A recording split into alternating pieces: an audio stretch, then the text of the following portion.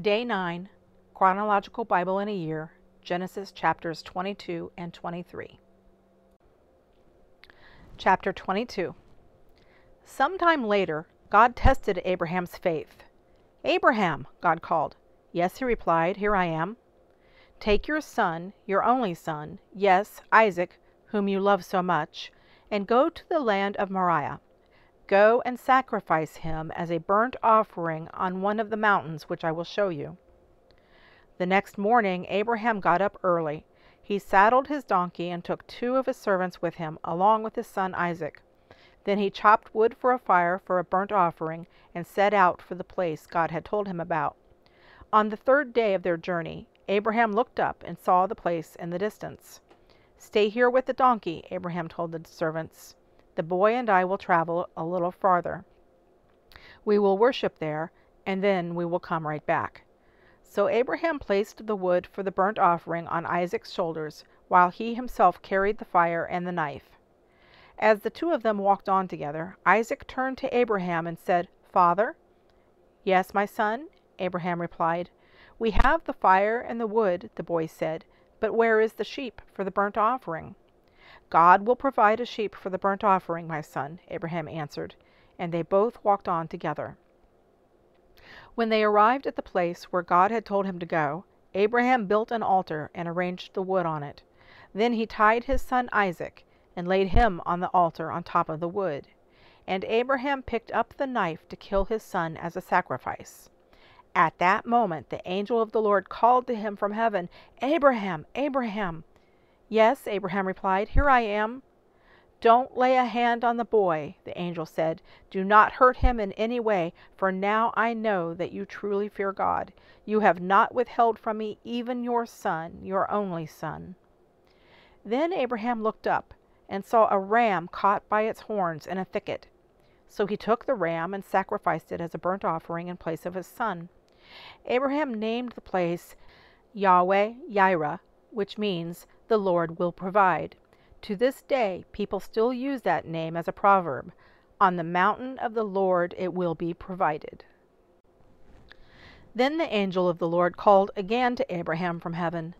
"This is what the Lord says. Because you have obeyed me and have not withheld even your son, your only son, I swear by my own name that I will certainly bless you.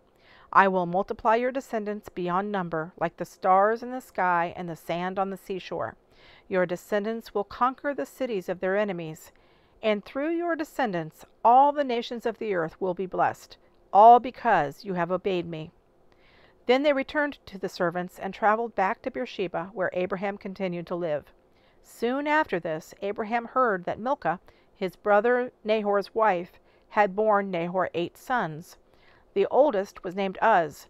The next oldest was Buz, followed by Kemuel, the ancestor of the Arameans, Kesed, Hazo, Pildash, Jidlaph, and Bethuel. Bethuel became the father of Rebekah. In addition to these 8 sons from Milcah, Nahor had 4 other children from his concubine Reumah. Their names were Tebah, Gaham, Tahash, and Maacah. Chapter 23. When Sarah was 127 years old, she died at Kiriath Arba, now called Hebron, in the land of Canaan. There Abraham mourned and wept for her. Then, leaving her body, he said to the Hittite elders, "Here I am, a stranger and a foreigner among you. Please sell me a piece of land so I can give my wife a proper burial." The Hittites replied to Abraham, "Listen, my lord, you are an honored prince among us. Choose the finest of our tombs and bury her there. No one here will refuse to help you in this way." Then Abraham bowed low before the Hittites and said, "Since you are willing to help me in this way, be so kind as to ask Ephron, son of Zohar, to let me buy his cave at Machpelah, down at the end of his field. I will pay the full price in the presence of witnesses, so I will have a permanent burial place for my family." Ephron was sitting there among the others, and he answered Abraham as the others listened, speaking publicly before all the Hittite elders of the town. "No, my lord," he said to Abraham, "please listen to me. I will give you the field and the cave. Here in the presence of my people, I give it to you. Go and bury your dead."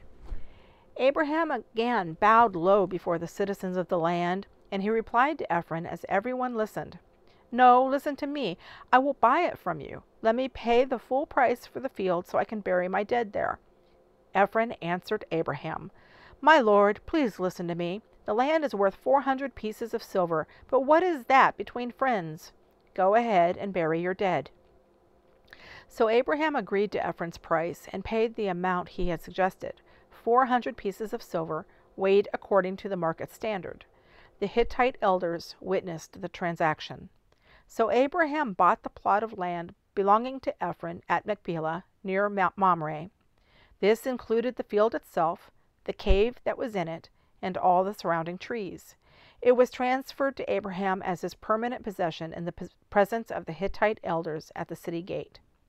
Then Abraham buried his wife Sarah there in Canaan, in the cave of Machpelah, near Mamre, also called Hebron. So the field and the cave were transferred from the Hittites to Abraham for use as a permanent burial place.